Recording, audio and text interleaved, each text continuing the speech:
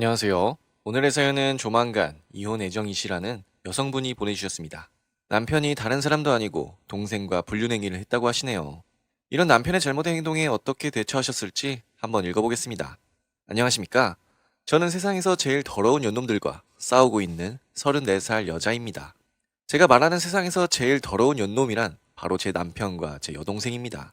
이번 일을 겪기 전까지만 해도 저는 남편과 처제가 바람이 났다는 건 무슨 드라마도 아니고 막장 야한 소설에서나 볼 법한 스토리라고 생각했죠.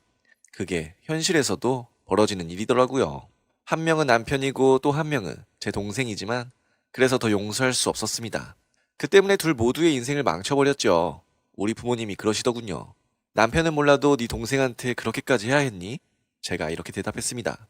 당연하죠. 남편 쪽 사람들은 물론 우리 부모님과도 사이가 나빠졌지만 후회하지 않아요. 죄를 지은 것들에게 대가를 치르게 해줬고 전 정의로운 일을 했다고 생각하니까요. 마지막으로 한풀이 할 겸 어쩌다 이런 일을 겪었는지 말씀드리겠습니다. 남편과 결혼한 지는 4년 가까이 되었습니다. 생각해보면 처음부터 불륜각이 잡혀 있었던 것 같아요. 우리 남편과 만나게 된 게 바로 제 여동생 통해서였거든요.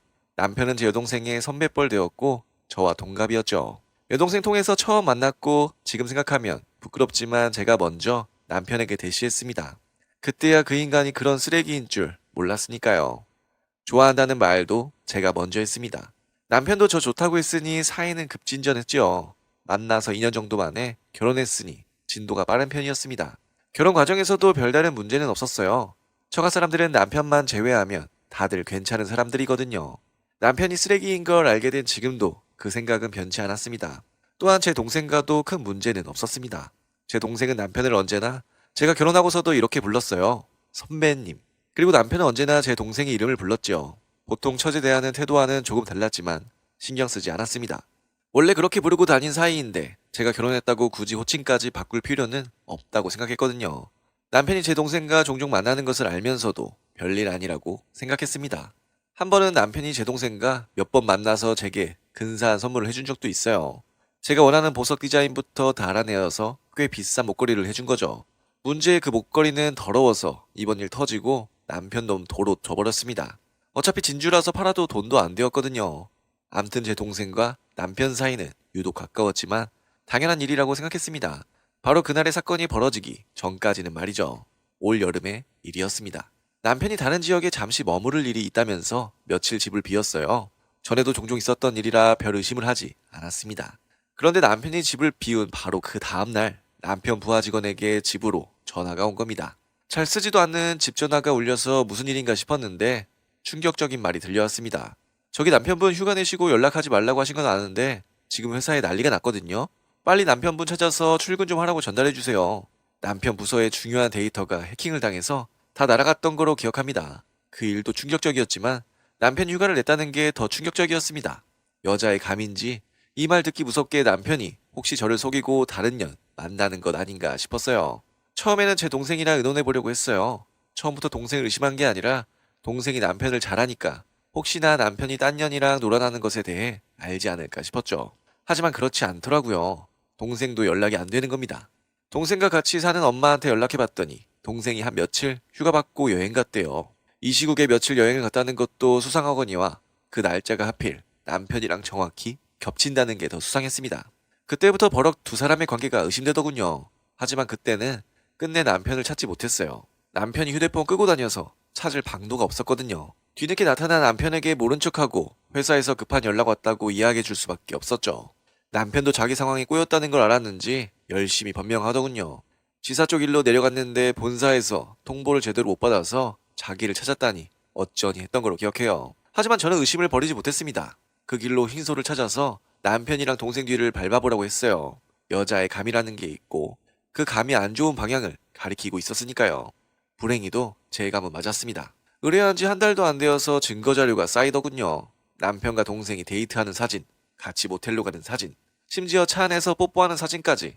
생각 같아서는 당장 두 연놈을 찢어 죽이고 싶었습니다. 하지만 막말로 칼 들고 그것들 찢어 놓으면 제 인생도 끝나는 거 아닙니까? 차마 감옥 갈 각오하고 둘을 직접 해코지할 용기는 안 나더라고요. 그래서 인내심을 발휘했습니다. 물론 용서를 할 마음은 전혀 없었어요. 이미 증거는 나올 대로 나왔지만 계속 신소 고용하고 직접 찾기도 하면서 증거 자료들을 모았습니다. 그 증거 자료가 몇 기가바이트나 될 정도의 양이었죠. 증거를 모을 대로 모은 뒤 그때 거 모은 폭탄을 한꺼번에 터뜨렸어요. 자료들을 보기 좋게 정리한 뒤 남편 직장과 동생 직장에 한꺼번에 보냈죠.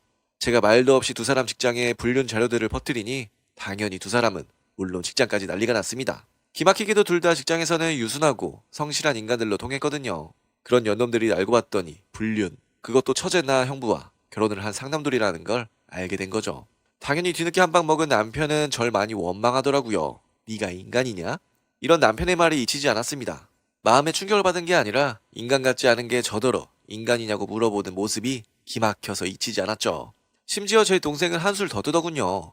제게 용서를 구해도 시원찮을 판에 전화해서 이러는 겁니다. 이 미친년아, 네가 언니야? 동생이 실수했다고 동생을 아예 묻어버리려고 해? 이런 두 사람의 태도가 더욱더 괘씸해서 그때껏 가지고 있던 자료를 남편 가족 그리고 우리 가족들에게도 다 뿌렸습니다. 남편과 동생이 제게 굽히고 들어오면 이렇게까지는 안 했어요. 순전히 그것들이 자초한 거죠. 그렇게 남편네 가족들, 우리 가족들 모두 두 연놈의 불륜에 대해서 알게 되었습니다. 당연히 양측 친척들 모두 둘 다 인간 취급도 안 하고 있고요. 동시에 저는 독한 년이라 불리게 되었습니다.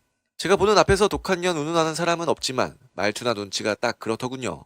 아무리 남편과 동생이 놀아났다고 이렇게 작정하고 둘 인생을 망칠 수 있냐는 거죠. 저는 그렇게 말하는 사람들에게 당당히 말해줬습니다. 네, 그런 것들은 인생 아주 완벽히 망해야 해요.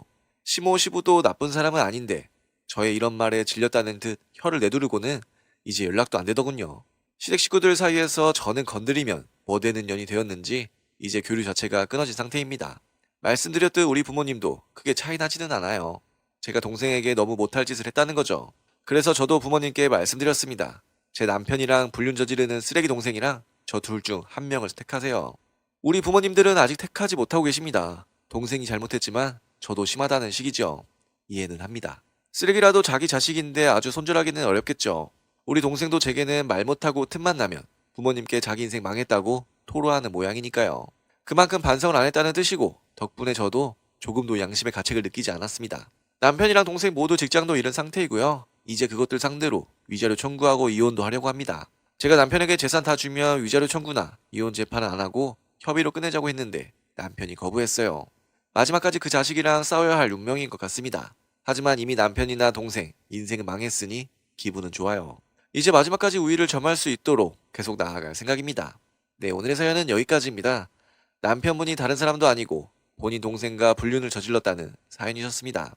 가능하면 남편 가족은 몰라도 사연 보내주신 분의 부모님과는 잘 지내셨으면 하는 바람입니다. 그럼 저는 다음 사연으로 돌아올 테니 구독과 좋아요, 알람 설정 부탁드려요.